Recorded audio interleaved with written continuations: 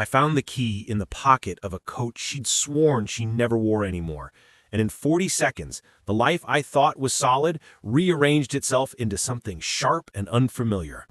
It was folded against an old concert ticket, the corner smudged with coffee, as if whoever had used it had rushed out in a hurry and left a small trail of their day behind.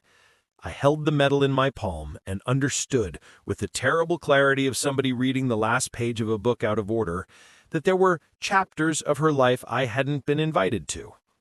We'd been married 8 years.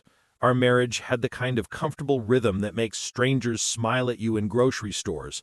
Shared keys, shared jokes, a shared calendar full of dentist appointments and soccer practices. People called it stable. People are terrible at seeing the slow dissolving of things that feel permanent. The key was a punctuation mark. Short, loud, impossible to pretend away. The confrontation was clumsy and human. I placed the key on the kitchen table and watched her face change in the way a sky changes before a storm, quickly, without flourish. "Where did you get that?" My voice tried to be ordinary, like a man asking about the weather. She didn't look surprised. She looked tired in a way I had never seen. "It's from Mark's," she said. Her voice was small, not defensive. The name landed like a stone in water, concentric circles of meaning widening out from that single throw.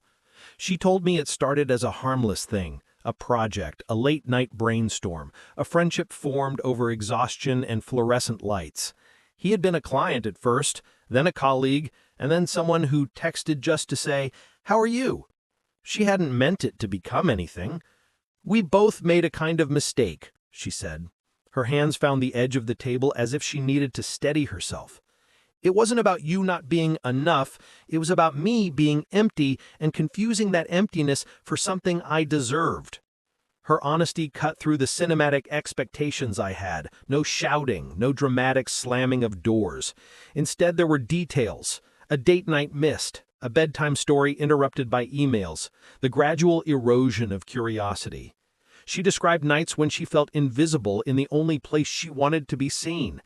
I listened and cataloged every small failing of mine, the late work trips I had thought were noble, the marathon of hours I logged at a job that paid for our roof but also took our evenings. Betrayal sometimes looks less like a bolt of lightning and more like neglect that has been waiting its turn. I met him because I wanted answers, but mostly because I wanted to see if anger looked like him.